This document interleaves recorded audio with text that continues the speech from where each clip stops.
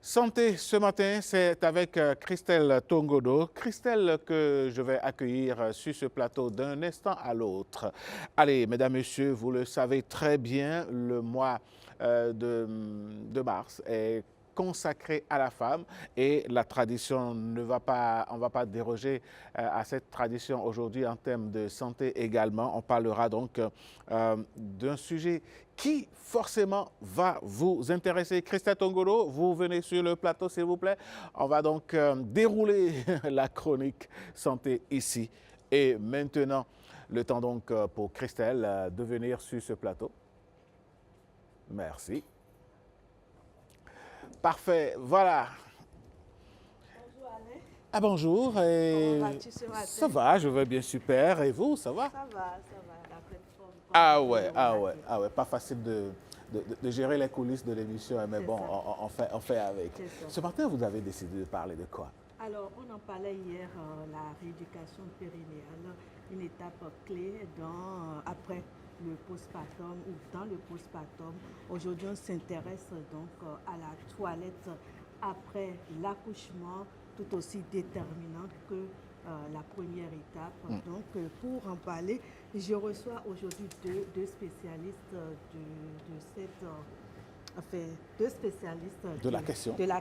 Merci voilà. Alain. Oui. Pour nous entretenir, elles nous diront quels sont les bons gestes à adopter lorsqu'on accouche, comment entretenir cette partie très importante de la femme. Je crois qu'elles viennent progressivement. Avant de les installer, Alain, je propose quand même qu'on suive cet élément d'abord. D'accord. Chaque matin au réveil, je fais ma toilette intime.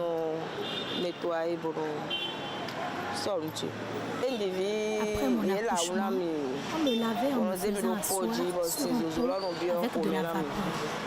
Ensuite, on utilisait des tisanes chaudes pour nettoyer et apaiser mon périnée. Je conseille donc aux femmes de bien prendre soin de leur périnée.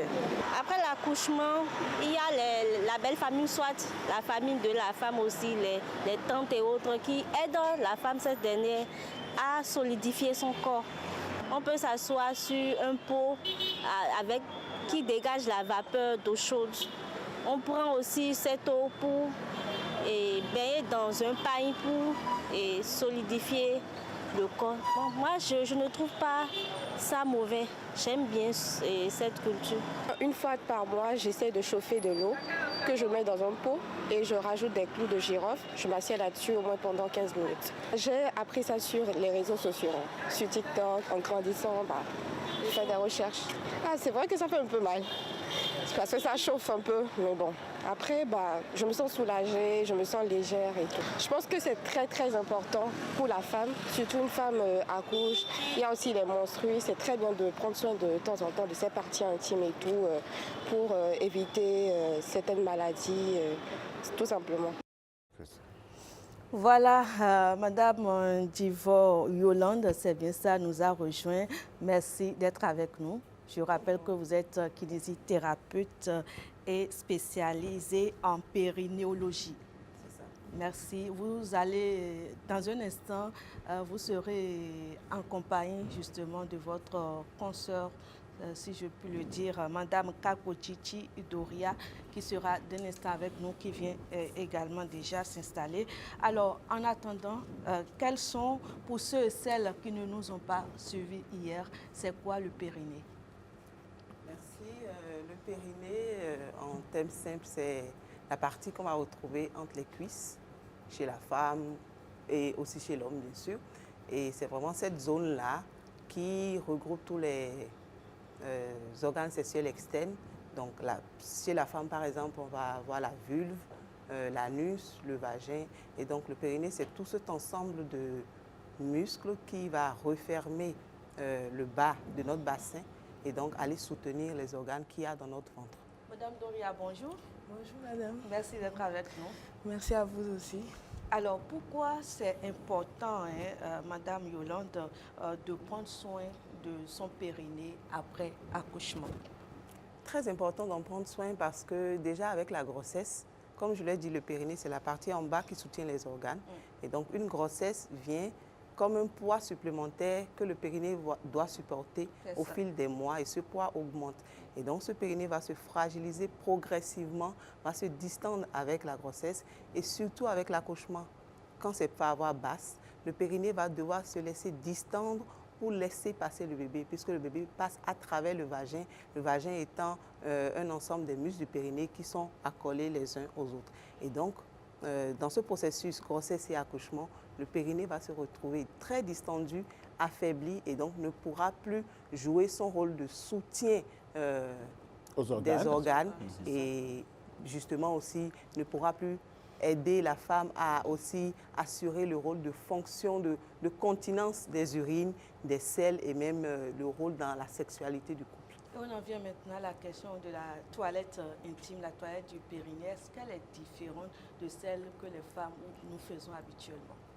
Évidemment, après un accouchement, la toilette est un peu plus spécifique parce que le périnée n'est pas dans le même état que tous les jours. Donc oui, c'est différent parce que la toilette de tous les jours, c'est une toilette vulvaire.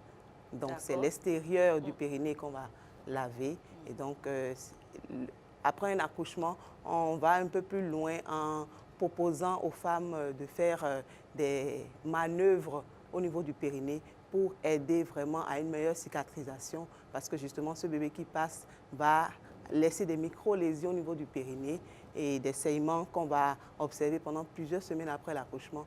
Et donc on propose aux femmes de faire un massage périnéal. Justement, ce n'est pas maintenant qu'on l'a inventé, c'est des pratiques qui étaient déjà dans nos coutumes traditionnelles depuis. Oui, comment est-ce que nos parents s'y prenaient justement quand vous parlez de coutumes? Comment Exactement. ça se passait? D'une région à l'autre, évidemment, les pratiques peuvent être différentes et il y a plusieurs méthodes qui sont utilisées, qui sont transmises de génération en génération, malheureusement qui se perdent un peu au fil des années. Et donc, la technique que nous, on préconise aujourd'hui, c'est justement cette technique de massage périnéal qui va se faire avec de l'eau chaude. Madame Kakochichi va nous expliquer. Dites-nous un peu plus sur ce massage. Par rapport au massage périnéal, c'est précisément le faire avec de l'eau chaude. Et il suffit de chauffer de l'eau, de porter à ébullition de l'eau chaude. À quelle température environ 40 à 42 degrés. Donc c'est dans cette marge que la femme peut prendre son eau chaude en fait, qu'on met à côté d'un seau d'eau contenant de l'eau simple, froide. Et là maintenant, elle aura fait un mélange d'eau pour pouvoir avoir une température, parce que pour chacun tiédir l'eau, voilà, pour tiédir l'eau, mais pas trop, parce qu'il faut qu'elle reste suffisamment chaude quand même pour avoir un effet au niveau du périnée. Pourquoi l'eau chaude spécialement?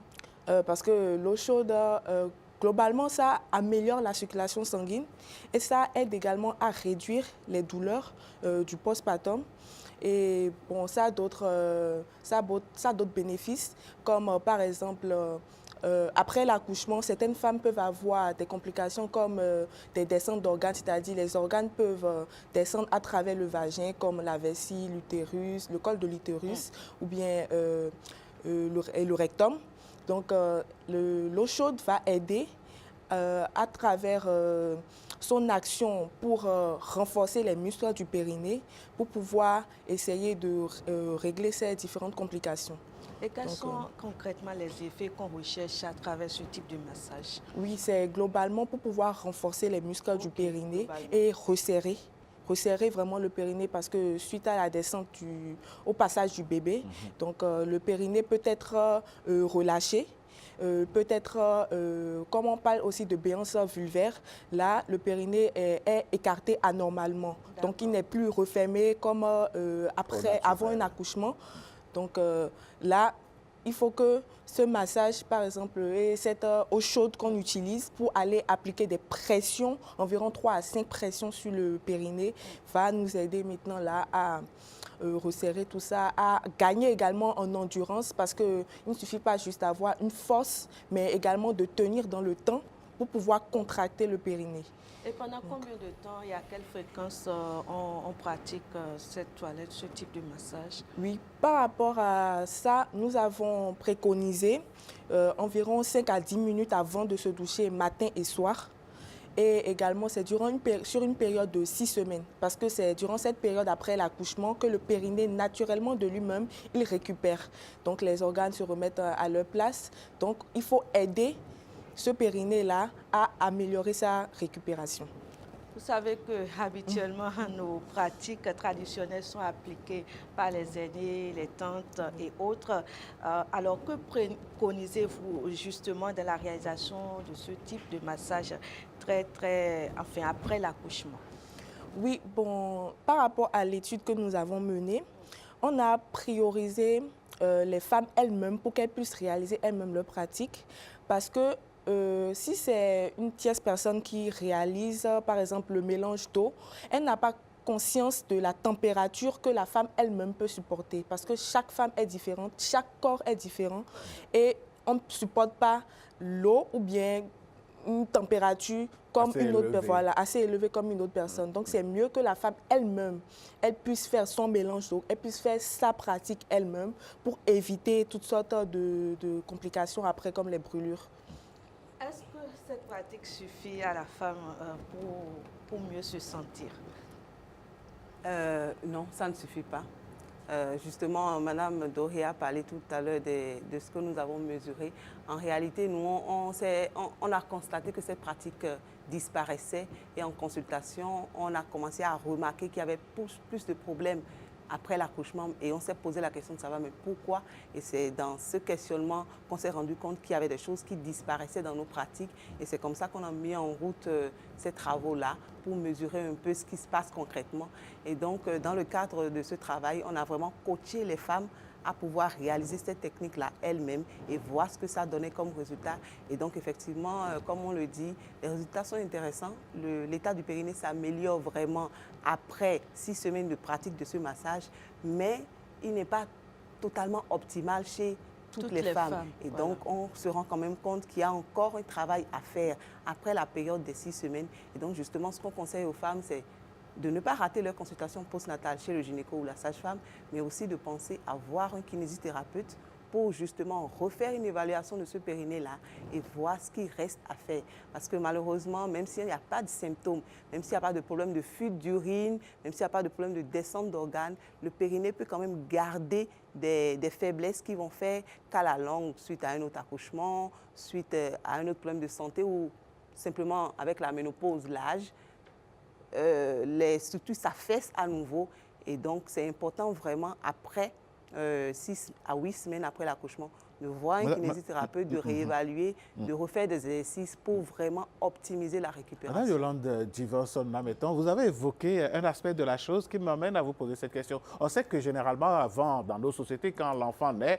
il y a la tante, il y a la belle-mère, tout le monde veut accompagner la bru à mieux faire sa toilette avec les techniques d'antan, les techniques de nos ancêtres qui marchaient et dont vous souhaitez visiblement le retour. Exactement. Mais la société a évolué. Aujourd'hui, nous avons des familles nucléaires où on ne veut même plus sentir ni tante, ni belle-mère, ni rien du tout. Quel travail faut-il faire au plan sociologique pour ramener ces pratiques-là? Justement, c'est ça que nous sommes déjà en train de faire, informer. Il faut que les gens soient informés du fait que ces pratiques ont des richesses assez intéressantes. Et je pense qu'elles ont, au vu des enquêtes qu'on a menées, elles ont disparu aussi parce qu'il y a beaucoup de dérives à travers ces pratiques. J'ai déjà retrouvé des femmes avec un périnée brûlé en consultation suite à ces pratiques-là parce que l'eau qui avait été utilisée était beaucoup trop chaude. Par exemple, le fait d'aller s'asseoir sur un pot d'eau chaude en laissant la vapeur monter, c'est une pratique qui, de façon très insidieuse, va brûler. Parce que la vapeur, elle vient progressivement et la température peut très monter, même parfois plus que l'eau chaude, l'eau en elle-même. Et donc, parfois, les femmes ne se rendent pas compte et peuvent se brûler. Et donc, avec cette dérive-là, il y a des femmes qui sont déjà tombées évanouies lorsqu'elles subissent ces pratiques-là. Et donc, c'est comme ça que peu à peu, ces pratiques ont disparu. Malheureusement, ces pratiques ont eu plus vent de leur mauvais côté que de leur bon côté. Et c'est justement ce que nous, on essaie de restaurer aujourd'hui. Parce que c'est important de cadrer cela, de savoir vraiment comment les faire pour garder les femmes en sécurité lorsqu'elles pratiquent ça pour qu'elle puisse tout autant bénéficier du côté positif de la chose. Est-ce que cette pratique est indiquée chez toutes les femmes ayant accouché ou bien il y a des spécificités? Non, cette pratique, pour l'instant en tout cas, les études que nous on a menées, on s'est intéressé pour l'instant aux femmes qui ont accouché par voie basse, et donc pas du tout les femmes césarisées. Et parmi les femmes qui ont accouché par voie basse, on s'est surtout intéressé aux femmes qui n'ont pas du tout eu de lésions supplémentaires du périnée, c'est-à-dire le périnée ne s'est pas déchiré ou le gynéco ou la sage-femme n'est pas allé couper. Donc il n'y a pas eu de suture du périnée après l'accouchement. Donc ce sont ces femmes-là uniquement que nous on a sélectionnées pour faire l'étude. Donc on n'est pas encore en mesure à ce stade de dire si la pratique peut être appliquée chez les autres. Donc on conseille à ces femmes-là pour l'instant de ne pas le faire. L'idée c'est de continuer à faire d'autres travaux sur la question pour affiner les conseils qu'on pourrait donner et pourquoi pas aller plus loin dans les recommandations qu'on pourrait donner aux femmes. C'est vrai que vous parlez d'études, madame, mais c'est quoi ces études que vous avez menées? Pour quelles raisons? Pour quels résultats aujourd'hui? Bon, aujourd'hui, nous avons fait une étude principalement pour pouvoir essayer de ramener ces pratiques que certaines personnes essaient d'oublier en fait. Donc, pour ramener ça, on a eu à expérimenter précisément l'eau chaude et ensuite, nous avons essayé de sensibiliser les femmes qui précisément accouchent et ensuite laissent, bon, elles disent, bon, c'est juste s'asseoir sur le pot qu'il faut faire et ensuite, donc là, précisément, le massage du périnée que nous avons expérimenté, nous avons vu que ça a donné beaucoup de bénéfices et donc là, il suffit en fait juste que les femmes soient plus sensibilisées pour aller vers cette pratique. Alors, j'allais vous demander, est-ce qu'il y a d'autres pratiques traditionnelles qui existent en dehors du massage périnéal? Bien sûr, d'après nos enquêtes, effectivement, on a parlé tout à l'heure du fait de s'asseoir sur l'eau chaude et on n'a pas vraiment mesuré l'effet de cette pratique. Mais déjà, moi, pour ma pratique clinique, avec le retour que j'ai de beaucoup de femmes, très vite, cette pratique-là peut avoir des effets néfastes parce que la vapeur n'est pas si anodine que ça finalement. Les cas de brûlure que j'ai eus sont souvent liés à cette pratique-là. Donc c'est une pratique que je déconseille personnellement. Et tout ce qui est pratique qui vise à introduire quelque chose dans le vagin, nous déconseillons fortement parce qu'il n'y a rien qui devrait entrer dans le vagin, sauf si on fait un examen du périnée. Donc toutes ces plantes qu'on a tendance à aller mettre, parfois les femmes qui mettent du beurre de karité ou de l'alum ou plein voilà, déconseiller d'introduire des produits dans le vagin.